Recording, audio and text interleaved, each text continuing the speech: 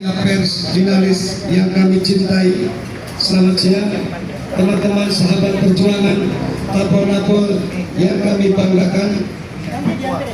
Alhamdulillah wa syukurlah, ini adalah bulan hari kemerdekaan, di mana hari ini seluruh segenap rakyat Indonesia melaksanakan gegap gempita Ultah Republik Indonesia yang keberapa? 81. Ya, baik, teman-teman yang saya hormati, izinkan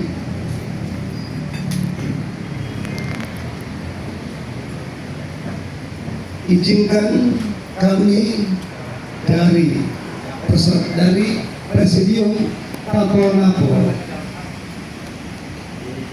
2014 sampai 2024. Kami adalah sebuah entitas anak bangsa yang menjadi bagian peristiwa kelam di bangsa ini.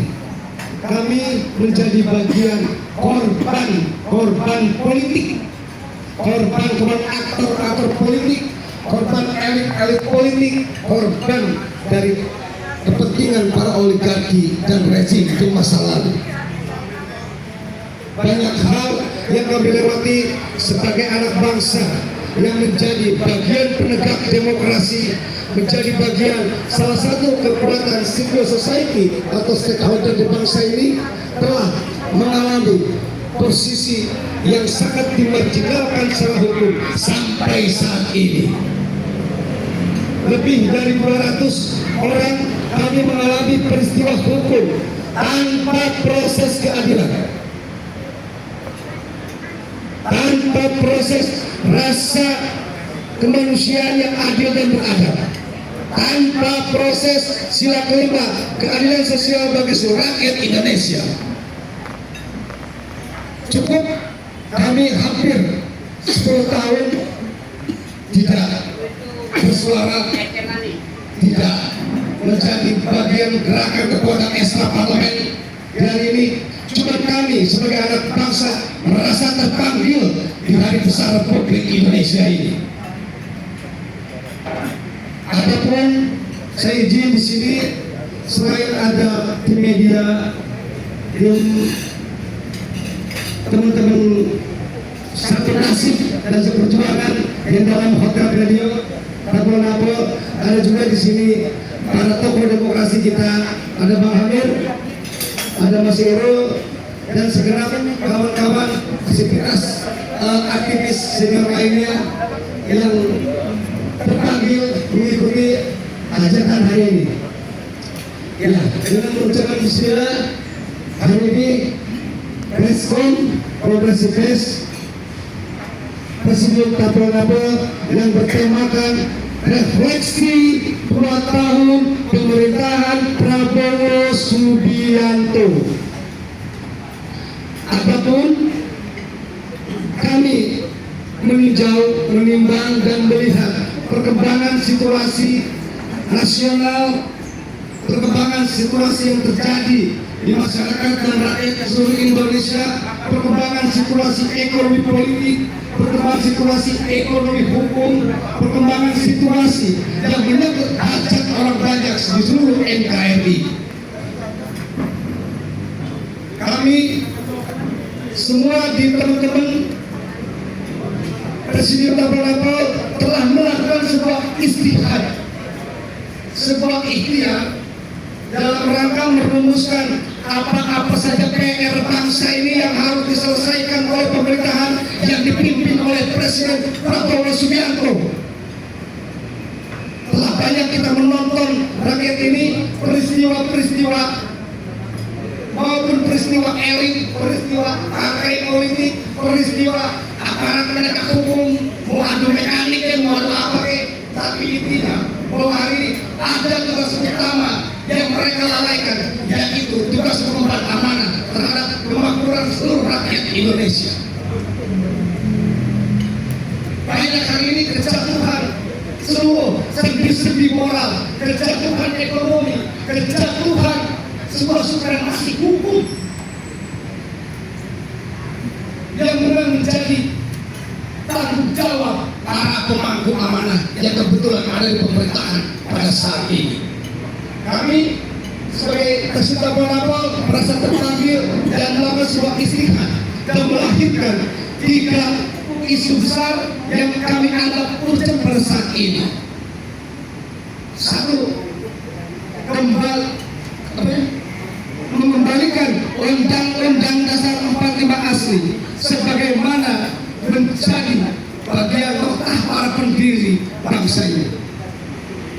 Bahwa kita selama 20 tahun lebih dari era reformasi 1998 sampai terakhir amandemen Undang-Undang Dasar tahun 2002 telah melahirkan berbagai kebijakan yang itu berakar dari rusaknya fondasi tatanan konstitusi Republik ini, dan akhirnya oligarki merajalela, korupsi merajalela, tidak akan sewenang-wenang aparatur merajalela.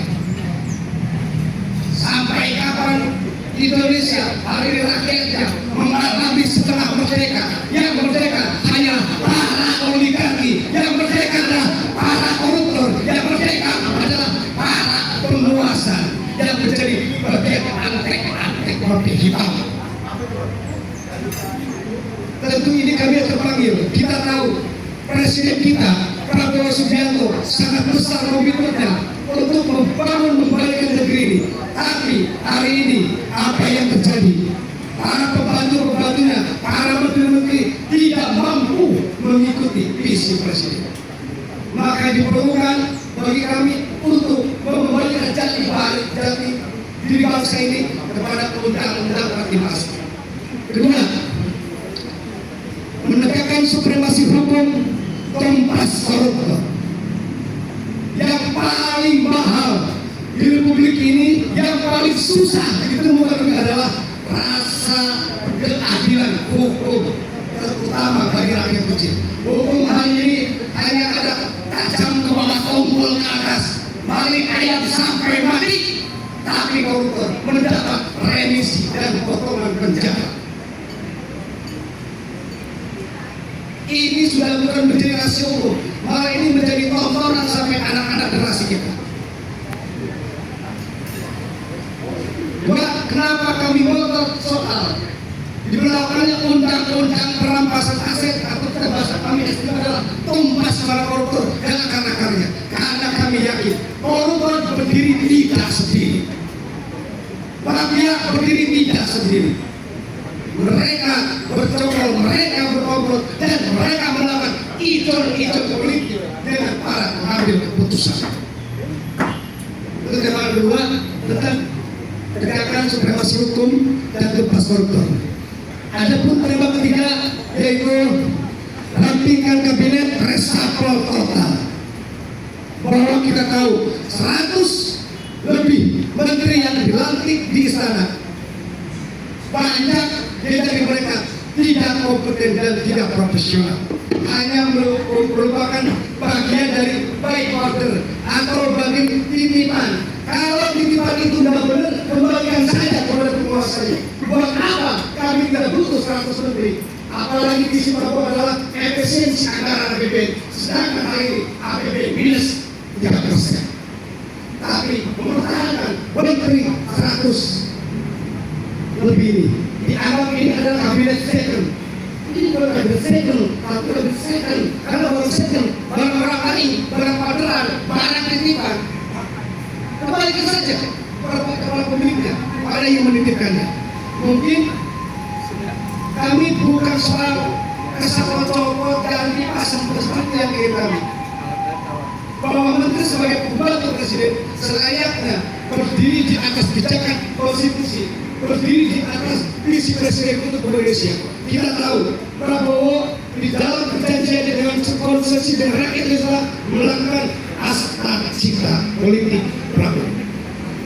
Di situ ada soal undang-undang motivasi, di situ ada pengawalan Pancasila, di situ ada tentang keadilan hukum dan hukum sebagai panglima tertinggi, di situ ada keadilan hukum, di situ ada penegakan demokrasi dan HAM. Pada saat ini di atas sebenarnya kami selaku ekstrakolabor tidak diberlakukan semana mestinya secara konstitusi secara hak kami sebagai warga WNI. Ada yang sampai saat ini PSK sudah hampir 8 tahun, 10 tahun. Ada yang di penjara tanpa bersekolah. Ini negeri apa ini? Kok bisa itu melakukan diskriminasi hukum terhadap sesama warga negaranya? Nah, banyak beberapa hal yang menjadi sorotan kami. Mungkin kami nanti bisa diskusi dengan teman-teman media, wartawan untuk penajaman dan isu-isu turunan berkaitan dengan istilah Pak Presiden Labuan nanti secara resmi Sekjen akan membacakan naskah pernyataan sikap. Baik, Pak Sekjen, silakan baca naskah.